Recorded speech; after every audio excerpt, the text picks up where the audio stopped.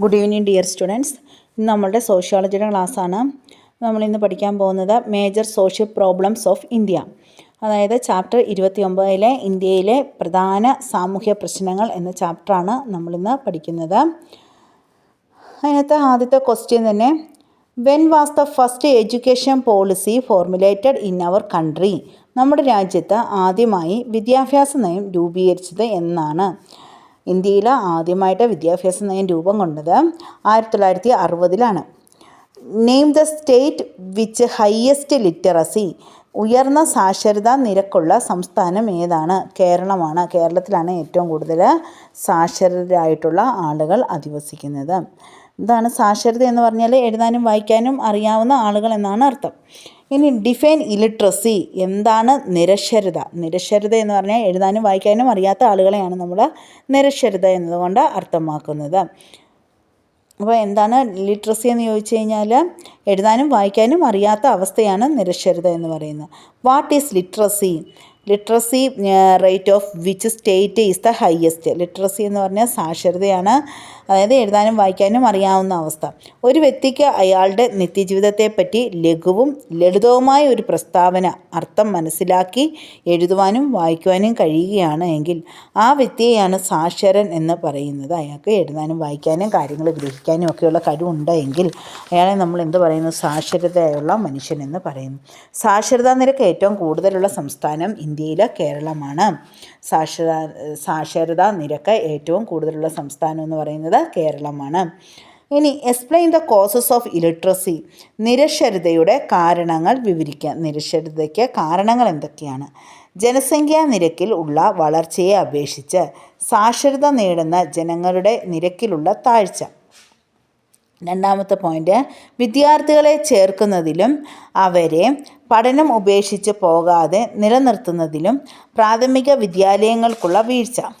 അതായത് ഇവിടെയാണേൽ ഈ നിരക്ഷരരായിട്ടുള്ള ആളുകൾ ഉണ്ടാകാനുള്ള മെയിൻ കാരണം എന്ന് വെച്ചാൽ വിദ്യാഭ്യാസത്തിന് കുട്ടികളെ വിടാതിരിക്കുന്നത്, അതുപോലെ തന്നെയാണെങ്കിൽ അതിനുള്ള സൗകര്യങ്ങളില്ലായ്ക, ഇതൊക്കെയാണ് നിരക്ഷരതയുടെ കാരണമെന്ന് പറയുന്നത്. പിന്നെ ജനസംഖ്യാ നിരക്കിലുള്ള വളർച്ചയെ അപേക്ഷിച്ച് സാക്ഷരത നേടുന്ന ജനങ്ങളുടെ നിരക്കിലുള്ള താഴ്ച. അതായത് ഒരു രാജ്യത്ത് 100 ആളുണ്ടെങ്കിൽ അതാണ് ജനസംഖ്യാ നിരക്കെന്ന് പറയുന്നത്. ആ നിരക്കിനെ അപേക്ഷിച്ച് 100 ആളുകളെ അപേക്ഷിച്ച് സാക്ഷരത നേടുന്ന ജനങ്ങളുടെ എണ്ണം കുറവാണെങ്കിൽ 25 പേര് മാത്രമേ സാക്ഷരത നേടുന്നു, എഴുതാനും വായിക്കാനും പഠിക്കുന്നുള്ളൂ എങ്കിൽ അത് ആ രാജ്യത്തെ എന്തിന് കാരണമാകുന്നു? നിരക്ഷരതയ്ക്ക് കാരണമാകുന്നു.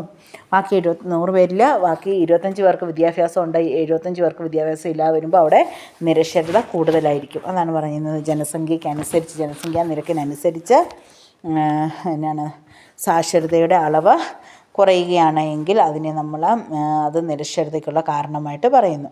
പിന്നെ വിദ്യാർത്ഥികളെ ചേർക്കുന്നതിലും അവരെ പഠനം ഉപേക്ഷിച്ച് പോകാതെ നിലനിർത്തുന്നതിനുമൊക്കെയാണെങ്കിൽ പ്രാഥമിക വിദ്യാഭ്യാസങ്ങളിൽ വീഴ്ച വന്നു കഴിയുമ്പോഴും അവിടെ എന്തുണ്ടാകും?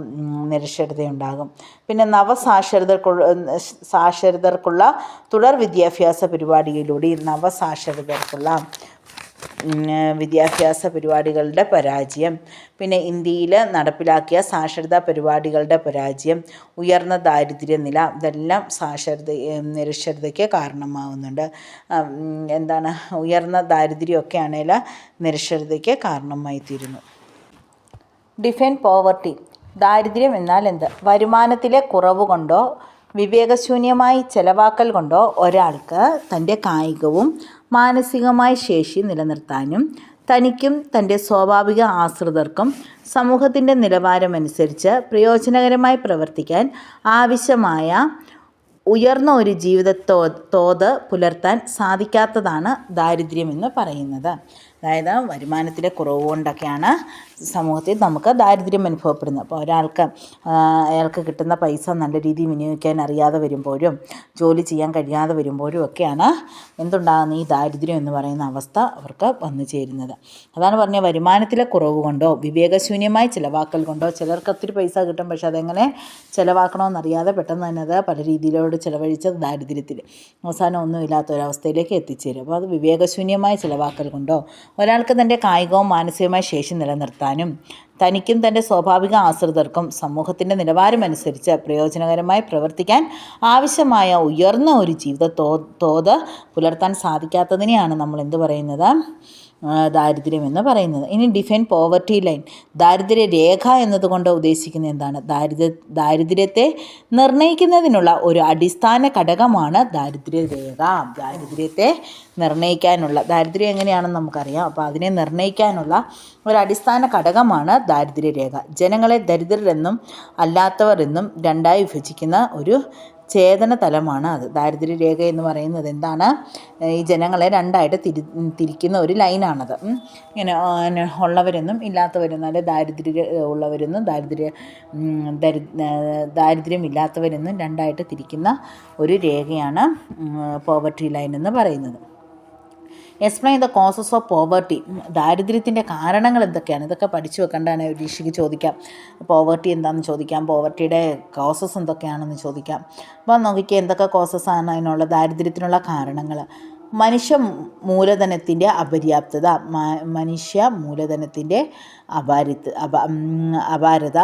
അപര്യാപ്തത അതായത് എന്താണ്? മനുഷ്യന് മൂലധനം ഇല്ലാതെ വരുന്ന ഒരവസ്ഥ, അല്ലേ? അതായത് വേണ്ടത്ര വൈവിധ്യമോ കഴിവോ ഇല്ലാത്തതിനാൽ ഇന്ത്യയിൽ തൊഴിലാളികൾക്ക് അവരുടെ വരുമാനം വർദ്ധിപ്പിക്കാൻ കഴിയുന്ന വിധത്തിലുള്ള തൊഴിലുകളൊന്നും ലഭിക്കുന്നില്ല. ജനങ്ങൾക്ക് അവരുടെ വൈവിധ്യം തെളിയിക്കാൻ പറ്റിയ തൊഴിലുകളൊന്നും നമുക്കിവിടെ ലഭിക്കാതെ വരുന്നു. ജന്മസിദ്ധങ്ങൾക്കോ സ്വാഭാവികമായ കഴിവുകൾക്കോ ഉപരിയായി പരിശീലനമാണ് വിദഗ്ധമായ ഒരു തൊഴിലാളിയെ സൃഷ്ടിക്കുന്നത്. അല്പമാത്രമായ വികസനം മൂലം മൊത്തം ദേശീയ വരുമാനം താഴുകയും അത് ഉപഭോഗത്തെ പരിമിതപ്പെടുത്തുകയും ചെയ്യുന്നു. ഇതും ദാരിദ്ര്യത്തിന് കാരണമാണ്. അല്പമാത്രമായ വികസനം ദാരിദ്ര്യത്തിന് കാരണമാകുന്നു. മനുഷ്യ മൂലധനത്തിൻ്റെ അപര്യാപ്തത ദാരിദ്ര്യത്തിന് കാരണമാകുന്നു. അടുത്താണ് അസമത്വം. ദേശീയ വരുമാനത്തിൻ്റെ വലിയൊരു ഭാഗം ജനസംഖ്യയിൽ 5% മുതൽ 10% വരെ മുന്തിയ വിഭാഗവും കൈക്കലാക്കിയപ്പോൾ തുച്ഛമായ വരുമാനം മാത്രമാണ് ഭൂരിപക്ഷം വരുന്ന സാധാരണക്കാർക്ക് ലഭിക്കുന്നത്. വലിയ വലിയ ആളുകൾ, രാഷ്ട്രീയ പാർട്ടിക്കാരും അങ്ങനെയുള്ളവരൊക്കെയാണെങ്കിലും വലിയ പണക്കാരായിട്ട് മാറുമ്പോൾ വളരെ സാധാരണക്കാർ ഒന്നുമില്ലാത്ത ഒരവസ്ഥയിലേക്ക് മാറുന്നു. ഇതിനെയാണ് അസമത്വം എന്ന് പറയുന്നത്. ഉയർന്ന തട്ടും താഴ്ന്ന തട്ടിലും ആളുകൾ നിൽക്കുന്നതിനാണ് നമ്മൾ അസമത്വം എന്ന് പറയുന്നത്. മൂലധനത്തിൻ്റെ അപര്യാപ്തത. മൂലധനത്തിൻ്റെ അഭാവം വ്യാവസായിക വളർച്ച തടയുകയും കയറ്റുമതിയുടെ വളർച്ച മന്ദഗതിയിലാക്കുകയും ചെയ്യുന്നു. പിന്നെ കൂടിയ നിരക്കിലുള്ള തൊഴിലില്ലായ്മയും വേണ്ടത്ര കൂലിയില്ലായ്മയും വരുമാനം കുറയ്ക്കുന്നത് മൂലം അയാൾക്ക് അടിസ്ഥാന ജീവിതാവശ്യങ്ങൾ പോലും നിറവേറ്റാൻ കഴിയാതെ വരുന്നു. അതായത് കൂടിയ നിരക്കിലുള്ള തൊഴിലില്ലായ്മയും വേണ്ടത്ര തൊഴിലില്ലായ്മയും. അപ്പം ശമ്പളം കൊടുക്കാതെ വരുന്നു തൊഴിലാളികൾക്ക്. അവർ വളരെയധികം കഷ്ടപ്പെട്ടിട്ടും അവർക്ക് ശമ്പളമൊക്കെ കുറഞ്ഞു പോകുന്നതൊക്കെ അവരുടെ ജീവിതത്തിൽ ദാരിദ്ര്യത്തിന് കാരണമാകുന്നുണ്ട്. പിന്നെ പണപ്പെരുപ്പം. തുടർച്ചയായ സാധനങ്ങളുടെ വില വർദ്ധിക്കുന്നത് ദാരിദ്ര്യത്തിന് കാരണമായി തീരുന്നു. ജനസംഖ്യാ വളർച്ചാ നിരക്കിലുള്ള ജനസംഖ്യയുടെ വർധനവും ദാരിദ്ര്യത്തിന് കാരണമായിട്ട് തീരുന്നു. താഴ്ന്ന സാങ്കേതികവിദ്യ. മറ്റ് വികസിത രാജ്യങ്ങൾ ഉപയോഗിക്കുന്നത്രയും നല്ല വലിയ ഡെവലപ്പായിട്ടുള്ള യന്ത്രങ്ങളൊന്നും നമുക്ക് ഇല്ലാത്തതുകൊണ്ട് നമ്മുടെ ഇതെന്ന് പറഞ്ഞാൽ വളരെ താഴ്ന്ന സാങ്കേതികവിദ്യയാണ്. ഉയർന്ന സാങ്കേതികവിദ്യയൊക്കെ മേടിക്കാനുള്ള പണവും ഒന്നും ഇല്ലാത്തതുകൊണ്ട് നമ്മളെപ്പോഴും താഴ്ന്ന സാങ്കേതികവിദ്യയാണ് യൂസ് ചെയ്യുന്നത്. പിന്നെ സാമൂഹ്യ ഘടകങ്ങൾ. കുടുംബ രീതി, ജാതി സമ്പ്രദായം, മതവിശ്വാസങ്ങൾ എന്നിവ ദാരിദ്ര്യത്തിന് കാരണമാകുന്നുണ്ട്. യുദ്ധങ്ങളും യുദ്ധഭീഷണികളും. വികസനത്തിന് പകരം പ്രതിരോധത്തിനായി വലിയ തുക ചെലവഴിക്കാൻ രാജ്യത്തെ നിർബന്ധിക്കുന്നു. ഇത് ദാരിദ്ര്യത്തിന് കാരണമായി തീരുന്നു. What are the causes of corruption. അഴിമതിയുടെ കാരണങ്ങൾ എന്തെല്ലാമാണ്? സമൂഹത്തിൽ സമ്പത്തിൻ്റെ അടിസ്ഥാനത്തിൽ പദവി ഉയർത്തുന്നതിനും ആഡംബര ജീവിതം നയിക്കുന്നതിനും പുതിയ വീട് എടുക്കുന്നതിനും തുടങ്ങിയ വിവിധ കാരണങ്ങൾ അഴിമതിക്ക് കാരണമാകുന്നു. കുട്ടികളെ ഉയർന്ന നിലയിൽ പഠിപ്പിക്കാനും സമ്പത്ത് വീണ്ടും വീണ്ടും നേടാനും വരവിൽ കവിഞ്ഞ സ്വത്ത് സമ്പാദിക്കാനായി ആളുകൾ അഴിമതി നടത്തുന്നു. അഴിമതി എന്ന് വായിക്കുമ്പോഴേ അറിയാം, ആളുകൾ കൂടുതൽ സുഖസൗകര്യങ്ങൾക്ക് വേണ്ടിയാണ് അവരുടെ സമ്പത്ത് വർദ്ധിപ്പിക്കാനും ഒക്കെയാണ് അവർ അഴിമതികൾ നടത്തുന്നത്. അടുത്ത question, what is mean by the population explosion? ജനസംഖ്യാ വിസ്ഫോടനം എന്ന് പറഞ്ഞാൽ എന്താണ്? പോപ്പുലേഷൻ എക്സ്പ്ലോഷൻ അതായത് എന്താണ്? ജനസംഖ്യാ വിസ്ഫോടനം. 1951 മുതൽ ഇന്ത്യയിലെ ജനസംഖ്യ ഭീമമായ തോതിൽ വർദ്ധിക്കാൻ തുടങ്ങി. പെട്ടെന്ന് ജനസംഖ്യ വൻതോതിൽ വർദ്ധിക്കുന്നതിനെയാണ് ജനസംഖ്യാ വിസ്ഫോടനം എന്ന് പറയുന്നത്. പെട്ടെന്ന് തന്നെ ജനസംഖ്യ വളരെയധികം വർദ്ധിക്കുമ്പോഴാണ് നമ്മളതിനെ ജനസംഖ്യാ വിസ്ഫോടനം എന്ന് പറയുന്നത്. ഇന്ന് ഇന്ത്യയിലെ ജനസംഖ്യയിൽ 134.33 കോടിയാണ് ഇന്ത്യയിലെ ജനസംഖ്യാ വർധനവ്. 49% ബീഹാർ, മധ്യപ്രദേശ്, രാജസ്ഥാൻ, ഉത്തർപ്രദേശ് എന്നീ 4 സംസ്ഥാനങ്ങളിലാണ്. ജനസംഖ്യയിൽ 49% ആളുകൾ അധിവസിക്കുന്ന ബീഹാർ, രാജസ്ഥാൻ, മധ്യപ്രദേശ്, ഉത്തർപ്രദേശ് എന്നീ 4 സംസ്ഥാനങ്ങളിലാണ്. 2035 ഇന്ത്യ ചൈനയെ മറികടന്ന് ലോകത്തിലെ ഏറ്റവും കൂടുതൽ ജനസംഖ്യയുള്ള രാജ്യമായി മാറും. ഇന്നത്തെ തോതിൽ ജനസംഖ്യ വർദ്ധിച്ചുകൊണ്ടിരുന്നാൽ ഇന്ത്യയിലെ ഭൂരിപക്ഷത്തിന് ജീവിതം ദുസ്സഹമായിട്ട് മാറും. What are the social economic problems related to population explosion? ജനസംഖ്യാ വിസ്ഫോടനം കൊണ്ടുണ്ടാകുന്ന സാമൂഹ്യ സാമ്പത്തിക പ്രശ്നങ്ങൾ എന്തെല്ലാമാണ്? അപ്പം ജനസംഖ്യാ വിസ്ഫോടനം എന്ന് പറഞ്ഞാൽ പെട്ടെന്ന് ജനസംഖ്യ വർദ്ധിക്കുന്നതിനെയാണ് നമ്മൾ ജനസംഖ്യാ വിസ്ഫോടനം എന്ന് പറയുന്നത്. ഇങ്ങനെ ജനസംഖ്യ വർദ്ധിക്കുന്നത് മൂലം ഉണ്ടാകുന്ന പ്രശ്നങ്ങൾ എന്തൊക്കെയാണെന്ന് അപ്പോൾ ഈ ബീഹാർ, മധ്യപ്രദേശ്, രാജസ്ഥാൻ, ഉത്തർപ്രദേശ് എന്നീ സ്ഥലങ്ങളിലൊക്കെയാണ് ജനസംഖ്യാ വിസ്ഫോടനം കൂടുതലായിട്ട് നടന്നുകൊണ്ടിരിക്കുന്നത്. ജനസംഖ്യ ഒത്തിരിയേറെ വർദ്ധിച്ച് കഴിയുമ്പോൾ നമുക്ക് വിഭവങ്ങളൊക്കെ ഇല്ലാതാകും, ദാരിദ്ര്യമൊക്കെ ഉണ്ടാകും, എല്ലാവർക്കും കഴിക്കാനായിട്ടുള്ള വിഭവങ്ങളൊക്കെ ഇല്ലാതായിത്തീരും. അപ്പം എന്തൊക്കെ കാര്യങ്ങളാണ് ജനസംഖ്യ, അതുപോലെ നമുക്ക് താമസിക്കാനുള്ള സൗകര്യം ഇല്ലാതാകും, ഇത് തൊഴിലില്ലായ്മ വരും, ഇതെല്ലാം ജനസംഖ്യ വിസ്ഫോടനവുമായിട്ട് റിലേറ്റ് ചെയ്ത് കിടക്കുന്നതാണ്. അപ്പോൾ എന്തൊക്കെ? ഒന്നാമത്തെ തന്നെ ഭക്ഷ്യപ്രതിസന്ധി. സാധനങ്ങളുടെ എത്ര ഉണ്ടാക്കിയാലും എത്ര ഉൽപ്പാദിപ്പിച്ചാലും സാധനങ്ങൾ തികയാതെ വരും ജനസംഖ്യ വർദ്ധിക്കുന്നത് മൂലം. പിന്നെ രൂക്ഷമായ തൊഴിലില്ലായ്മ ഉണ്ടാകും, ആളുകൾക്കൊന്നും തൊഴിൽ കൊടുക്കാനായിട്ടില്ല, തൊഴിലില്ലായ്മ, അങ്ങനെ പട്ടിണിയും ദാരിദ്ര്യവും വന്നു ചേരും. പിന്നെ പാർപ്പിട പ്രശ്നം, ഇവരെയെല്ലാം ജനസംഖ്യ വർദ്ധിച്ചു വന്നു കഴിയുമ്പോൾ ഇവരെയെല്ലാം താമസിപ്പിക്കാൻ വേണ്ടിയുള്ള ഏരിയ ഇല്ല, ഭൂമിക്ക് വളർച്ചയില്ലല്ലോ, ഭൂമിയുടെ ഭൂമി വളരുന്നില്ല. അപ്പോൾ ആണെങ്കിൽ പാർപ്പിട പ്രശ്നം ഉണ്ടാകും. ഭൂമിക്ക് മേലുണ്ടാകുന്ന പല വിധത്തിലുള്ള സമ്മർദ്ദങ്ങൾ, പിന്നെ രോഗദുരിതാവസ്ഥകൾ, നിരക്ഷരതയുടെ വർധനവ്, പട്ടിണിയും ദാരിദ്ര്യവും, പിന്നെ എന്താണ്, ജലദൗർലഭ്യം, ജനങ്ങൾക്കെല്ലാവർക്കും കൂടെ ഉപയോഗിക്കാനുള്ള ശുദ്ധജലമൊന്നും ലഭിക്കാതെ വരുന്നു.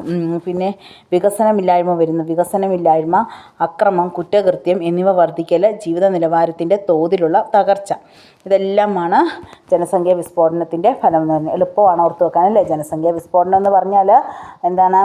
പെട്ടെന്ന് തന്നെ ജനസംഖ്യ വളർന്ന് വികസിക്കുന്നു. അങ്ങനെ പെട്ടെന്ന് തന്നെ ജനസംഖ്യ അങ്ങ് കൂടുതലായി കഴിയുമ്പോഴത്തേക്കിന് ആളുകൾക്ക് ഭക്ഷ്യപ്രതിസന്ധി ഉണ്ടാകും, പിന്നെ തൊഴിലില്ലായ്മ വരും, പാർപ്പിടം ഇല്ലാത്ത അവസ്ഥ വരുന്നു, അവസ്ഥ ഉണ്ടാകുന്നു, ഇവരെയെല്ലാം കൂടി പഠിപ്പിക്കാനുള്ള വിദ്യാഭ്യാസം ഇല്ലാത്തൊരവസ്ഥ നമുക്ക് അന്ന് കൊടുക്കാൻ പറ്റിയല്ല. അതിനുള്ള സാമ്പത്തിക സ്ഥിതി ഇല്ലാതെ വരും, നിരക്ഷരരായിട്ടുള്ള ഒരു കൂട്ടം ആളുകളുണ്ടായി വരുന്നു. പട്ടിണിയും ദാരിദ്ര്യവും എല്ലാം, തൊഴിലില്ലായ്മ, വികസനമില്ലായ്മ, ജലലഭ്യത, ഇതെല്ലാം എന്തിന് കാരണമാകുന്നു? ജനസംഖ്യാ വിസ്ഫോടനത്തിന് കാരണമാകുന്നു. ഇപ്പം വളരെ സിമ്പിളായിട്ടുള്ളൊരു ചാപ്റ്ററാണ്, എല്ലാവരും വായിച്ച് പഠിക്കണം കേട്ടോ. ഇതൊക്കെ ഇമ്പോർട്ടൻ്റ് ആണ്. അതോടൊപ്പം തന്നെ ടീച്ചർ കുറേ പ്രീവിയസ് ക്വസ്റ്റ്യൻ പേപ്പറും കൂടെ നിങ്ങൾക്ക് ഇടുന്നുണ്ട്, അതും നിങ്ങളൊന്ന് നോക്കി പഠിക്കണം കേട്ടോ.